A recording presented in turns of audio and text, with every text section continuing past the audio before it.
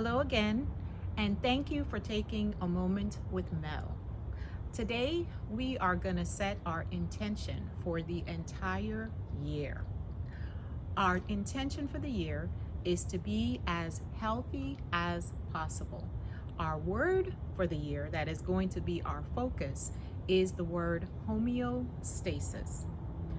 Homeostasis is a state of internal balance that is not only necessary for our internal system from a survival standpoint, but it also means that our systems are functioning correctly. As you know, I've been a nurse for over 35 years, and what I can tell you is not only are we getting sicker and sicker, but some of the conditions we used to see when we were in our 40s and in our 50s and in our 60s, we're seeing them now in our school-age children, and we're also seeing them in young adults. One of the big factors related to that is the increase in obesity.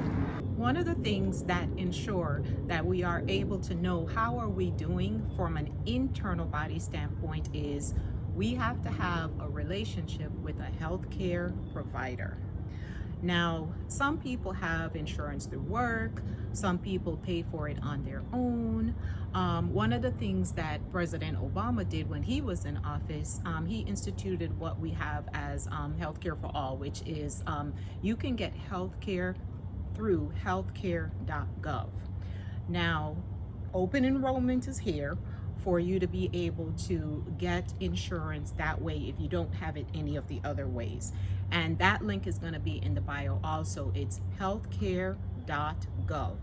So you have until January 15th, which is coming up pretty quick, so that if you don't have insurance to work or if you're not paying for it on your own, you can get insurance through the healthcare marketplace through the Affordable Care Act, healthcare.gov. You have until January 15th. Okay, so you have to establish a relationship with a healthcare provider. When you get to the healthcare provider, you are going to get a general overall assessment of how you're doing. They're also probably either going to do lab work or they're going to send you for lab work, and then you might have some screenings that you are set up to do, or they're going to give you the referral for you to go ahead and get your screenings.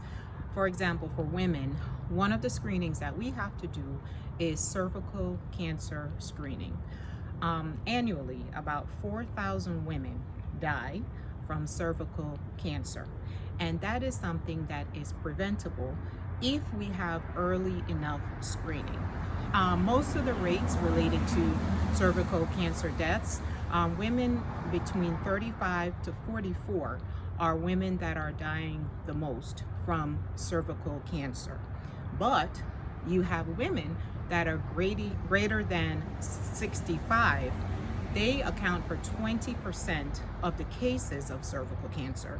And then you also have young ladies that are less than 20.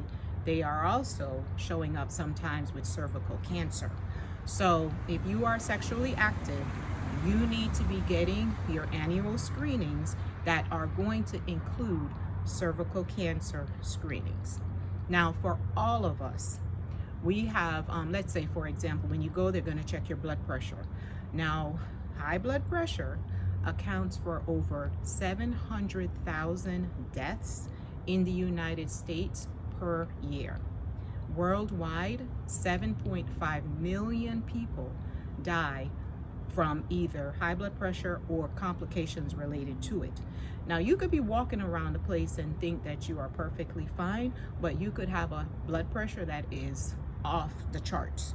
So you're not going to know until you go to the doctor, get that general assessment, and then some other things that are going to happen from it, from, let's say, your lab work that's going to tell, okay, how are you doing from a blood sugar standpoint? How are your kidneys doing? So there are just so many things that happen when you go to the doctor. Part of that being not only that general evaluation, but some of the screenings that happen. Now, as you're trying to find the best doctor for you, you might need to shop around. Before you go to a restaurant, you Google everything related to that area. Okay, what are the reviews? What are this? It's the same thing you're going to have to do to find a doctor. Just because you've had, let's say, have had a poor experience in the past, or something bad happened when some people think, okay, I'm not going to go to the doctor because I'm going to get bad news. Anything that gives us the ability to know as early as possible in our healthcare journey, that's a win. Anything that we can get ahead of, anything that we can find out about early is a win.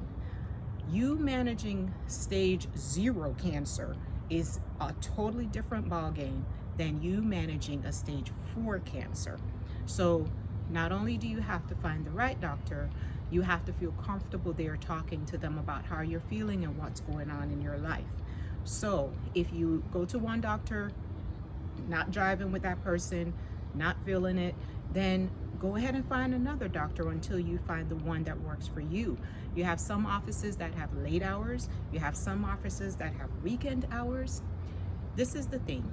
If we are going to set our intention to be healthier this year, one of the big things that we have to do is establish that relationship with a healthcare provider, and you have to get that done. So remember, your health is your wealth.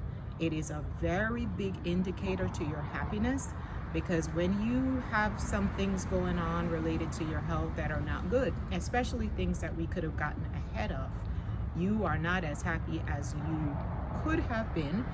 There's always time for us to impact our overall health, but remember, early screenings, early detection is our best way that we can get ahead of a lot of the things that we have to work on related to our health.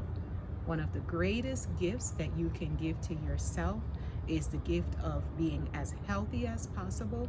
That not only helps you, but it also helps all of your family members. So remember, the greatest gift that you can give to yourself this year is to be as healthy as possible. We are aiming to maintain homeostasis.